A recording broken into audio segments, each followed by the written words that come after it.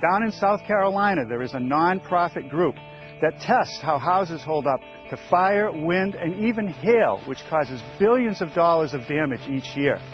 Recently, they staged the first ever indoor hailstorm. So we sent Kevin down to follow that story. The Insurance Institute for Business and Home Safety is a not-for-profit organization supported by the insurance industry. They conduct tests and collect data that can affect our national building codes and might even change the way we build houses. Ultimately, they're trying to prevent loss, and that's why they built this. They call it the Mother Nature Chamber. In this chamber, they can replicate some of nature's most destructive forces, like hurricanes and wildfires. And they do it to see how construction materials stand the test. Now, the chamber is so big that they can do those tests on full-size houses. And today, the engineers are going to unleash a lifelike hailstorm. And in order to have a hailstorm, well, you've got to have hail. Dr. Tanya Brown is a meteorologist and an engineer, and it is her job to actually make the hailstones. Hi, Tanya. Hi. So you get to make the actual hailstones. That's right. This is where we make all of our hailstones. 3 different sizes here every day for use in our demonstrations. And we're looking at sort of a combination of a wooden and a rubber mold here? Right, and the reason that we use the wooden mold is it actually holds the rubber mold in place because ice expands when it freezes. Sure, absolutely. I'm dying to see these things. Can we get in there? Yeah. So we'll get my glasses so you've got to make just tons of these things all day long? That's right. We make about 8,000 hailstones for this demonstration. Really? Oh, and here they come. Peel it apart. And there they are. Like that. So, what we'll do with these is we'll actually clean them off, and then we'll take them out. You're literally looking for something that is a ball, just a ball of ice here. It's a sphere. They're pretty perfectly spherical, and these are 2 inches in diameter. So these are the biggest ones that we make for our demonstrations here. You make different size hailstones. We make 3 different sizes. So these are the 2-inch. We also make 1.5 inches and 1-inch stones. Can I pull this one out? Absolutely. Wow, look at that. You guys have got that pretty much down pat, huh? Yeah. And why different sizes? Why do you care? Well, what we see in the real world is that there's different sizes that come in every storm. Not every storm has the same size. There's a big distribution of sizes. So we like to try to mimic that as much as we can here in the lab. So the closer that you can get to a real hailstorm, the better off your tests are, the more accurate they are. That's right. We want to make sure that any of the testing that we do here is as realistic as possible. So we try to make the hailstones as realistic as possible, too. And are we talking about just different size spherical ice? I mean, is this just an ice cube that you guys made around? It's not exactly an ice cube. It's not pure ice. We actually use a mixture of seltzer water. If you want to come on over. Wait, seltzer water? Yeah, we use seltzer water, and the reason that we do that is it actually helps us trap air in the stone, which helps us bring down the density. I mean, I can see air bubbles all in the stone, so in the hailstone. Look at you, it's like happy hour at the lab. It's like right out of a bar. It is. This is the same thing that they use in restaurants and bars, your mixed drink or your soda. Okay. So you said 80% seltzer? That's right. It's an 80% seltzer and 20% tap water mixture. And we came up with that ratio to make sure that we trap some of those bubbles in the stone. And that helps us to control the density of the ice stone. So hail is not just a block of ice. It's sort of a different recipe. Right. The way that it's made in the natural atmosphere is by cycling up and down within the updraft of a storm, and so it's built on layers. And within those layers, there's a lot of air that gets trapped in the stone. So we're trying to mimic that air by having the seltzer stones. And where does your seltzer cocktail go? We're going to take it over to the lab space when we add in our 20%. I like mine dry and shaken. Half water. So we'll add that in. So that's the recipe. We're going to take our syringe and we're just going to come on back over. Then we're going to inject it into our molds and freeze them overnight to make the next batch. All right, I'll put that one back. All right, so this is how you make Mother Nature's hailstones. How do you do the other half of the equation, which is her throwing these things at our house? Well, we're going to take these ice stones over into the test chamber and put them in our cannons, which will actually propel them onto the structure. Cannons, yes. Nice. All right.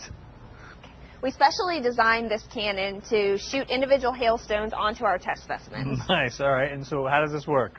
Well, it's a compressed air comes in and feeds a valve, and we have a computer control program that triggers the valve to open and give a blast of air to force that hailstone out of the barrel. And where do we load the hailstones? The hailstones will get loaded in this tube, and it'll be a gravity feed, so each one will drop in place. It'll get that blast of pressure, and it'll come out and hit the specimen. And we're going to fire this right now. We're going to do it right now. Fire.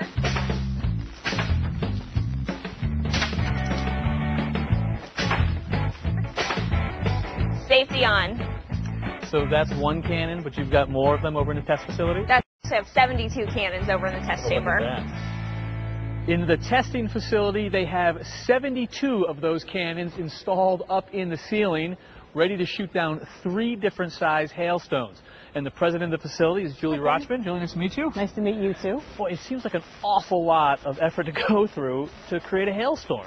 Well, we do use this facility for other things. Right now we're doing hail, but in addition to that, we can create hurricanes, edges of tornadoes, thunderstorms with very realistic rain, ember storms. So it's a safe way to watch a lot of different types of disasters happen. But today it's a hailstorm. Today it's a hailstorm. It's actually the first ever indoor full-scale hailstorm. All right, and we've got ourselves a full-scale house here. We do. What are we actually testing? Well, so this specimen is a one-story specimen, and it's covered with different types of things. So what we have here is fiber cement siding. Sure. We have vinyl siding. All right, so you want to see how one performs versus the other. Exactly. All right, so that's one of our test One cases. of the tests. We have gutters and other types of soft metal structures. We've got an air conditioner handler around the side. Sure. Now the roof is different. So we've got basically 4 different types of roofing up there.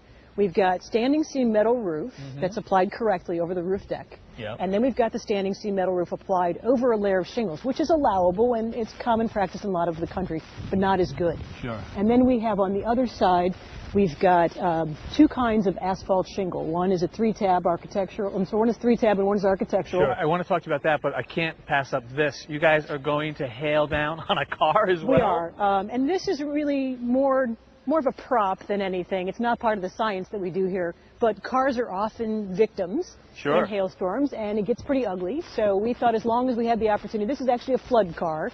It was fully submerged, it's not drivable. Sure. But we thought in terms of having something that really illustrated the power of hail, that denting this up would be kind of fun. All right, well, I like to hear that you guys like to have some fun along.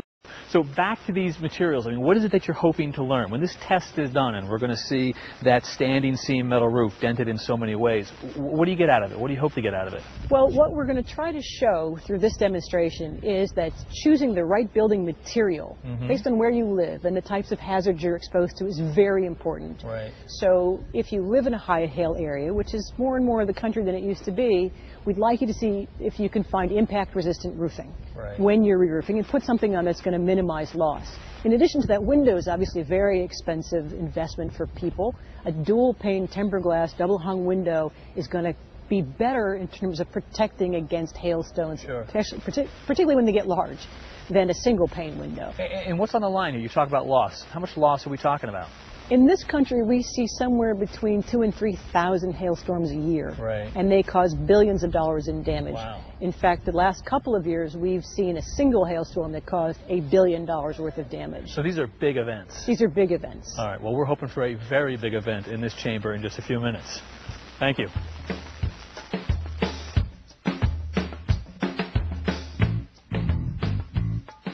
All right, well, it's just about time for the main event, and it's a big day because they've never done anything like this before, which is why there are about 60 media outlets here waiting to see what sort of storm they kick up. Here we go.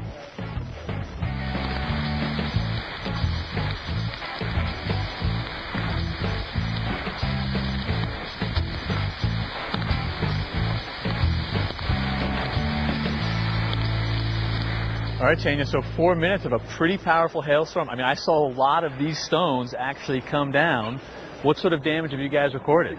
Well, we've seen a lot of damage to the roofing materials. We've got a lot of damage on all 3 sides of the roof.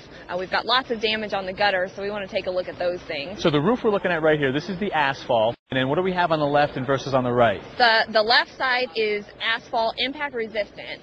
On the right side is asphalt standard 3-tab material. Now on the back side we've got the metal backside we've got the metal roof. Okay. And the first thing that I notice in terms of damage is we've got this gutter work right here. I mean, these things really got beat up. That's right. They took a lot of impacts on the gutters, not only on the edges, but also if you look on the underneath side, there's lots that went into the gutter themselves. So I'm looking at a big divot right here. So that's a direct hit. That's a huge hailstone that hit right there. Right. Okay. So those are pretty much toast. More of the gutter damage along this side right here. The whole house turned around from all different directions. And then we slide in here, the car. Yes, the car took lots of impacts. We've got a cracked windshield, you know, direct hit right here. Splattered the windshield all the way across. So completely gone right there, that windshield. Another direct impact right here. So actually you can see it move when I touch it. So lots of damage there. All right.